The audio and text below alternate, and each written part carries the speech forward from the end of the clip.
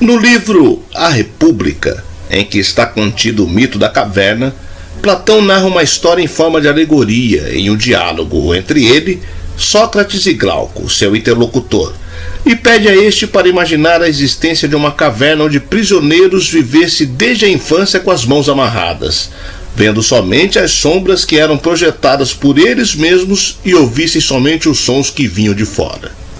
De repente, um dos prisioneiros é liberto, e andando pela caverna, percebe que as sombras que viam na parede eram projeções dos próprios prisioneiros que passavam à sua frente, e isto era uma total ilusão.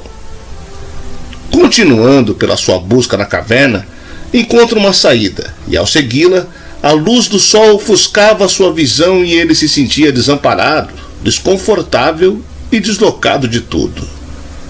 A história é uma tentativa de explicar a condição de ignorância em que vivem os seres humanos, aprisionados pelos sentidos e os preconceitos que impedem o conhecimento da verdade. Eu sou o Sidney Góes e você está no Placebo. Vem comigo, que no caminho eu te explico.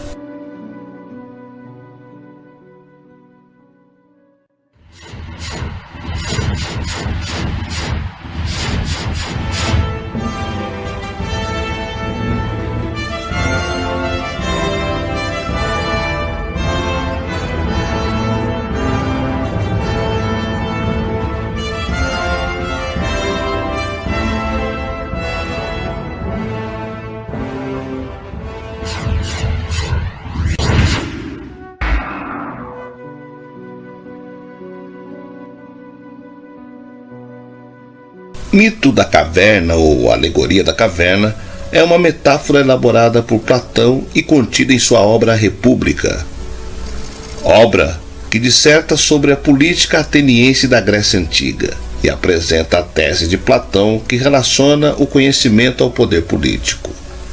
Segundo o filósofo, o conhecimento da verdade mais profunda, proporcionado apenas pelo raciocínio, é a condição fundamental para que um governante tenha uma boa gestão. O livro é todo construído como um diálogo. O trecho que apresenta a alegoria da caverna é um diálogo entre Sócrates, personagem principal, e Glauco, personagem inspirado no irmão de Platão. Sócrates constrói um exercício de imaginação com Glauco, falando para o jovem figurar em sua mente uma situação passada no interior de uma caverna, em que prisioneiros foram mantidos desde o seu nascimento. Acorrentados em uma parede, eles somente podiam ver a parede paralela à sua frente. Nessa parede, sombras formadas por uma fogueira num fosso anterior aos prisioneiros eram projetadas.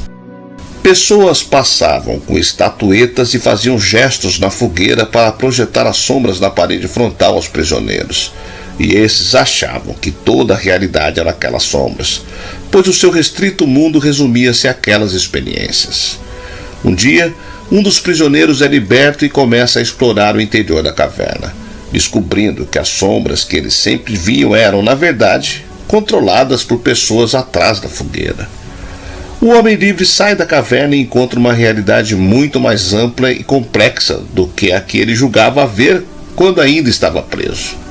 No início, o homem sente um incômodo muito forte com a luz solar, elemento que as suas retinas não estavam habituadas e que o cega momentaneamente.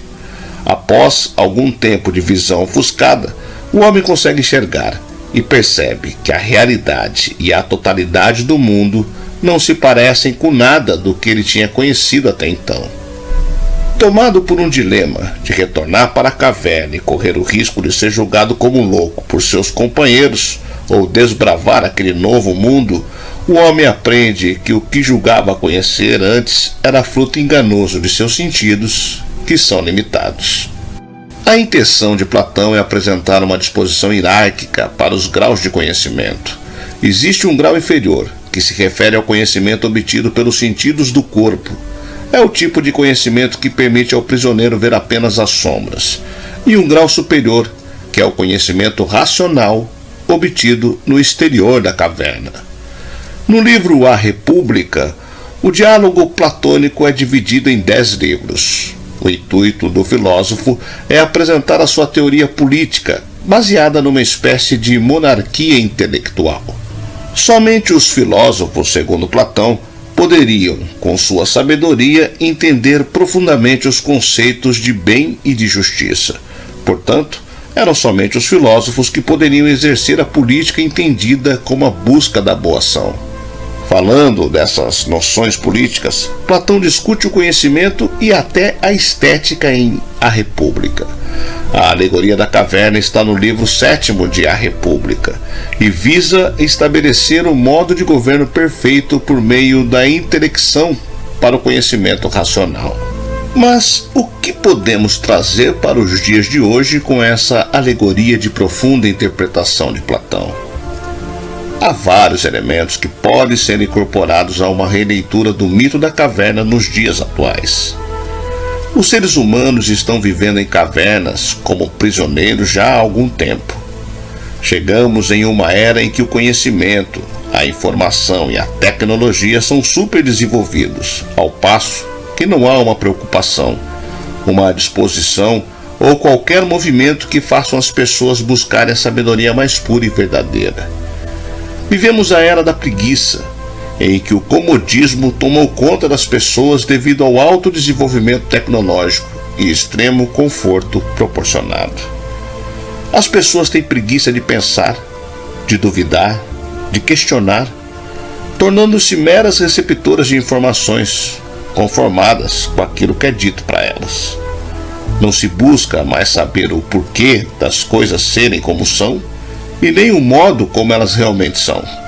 Há somente o conformismo. O desenvolvimento político e social do meio em que se vive deixou de ser assunto interessante, e as pessoas simplesmente entregam os seus direitos para que outros os exerçam. As notícias falsas espalham-se pelas redes sociais e as pessoas simplesmente acreditam naquilo, como os prisioneiros acreditavam que as sombras eram verdadeiras.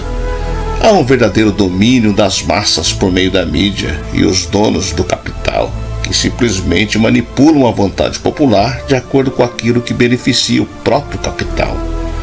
As redes sociais tornam-se vitrines cheias de imagens que demonstram a felicidade e a perfeição invejável das pessoas, mas também mostram egos vazios de sentido. A vida humana vulgarizou-se, pois o ser humano de hoje escolheu manter-se na caverna, tornando-se ser cada vez mais desprezível, manipulável, fraco e dominado. A sociedade caminha por sua própria vontade para a caverna de Platão. O mito da caverna atualmente se relaciona com o apego da sociedade à ignorância.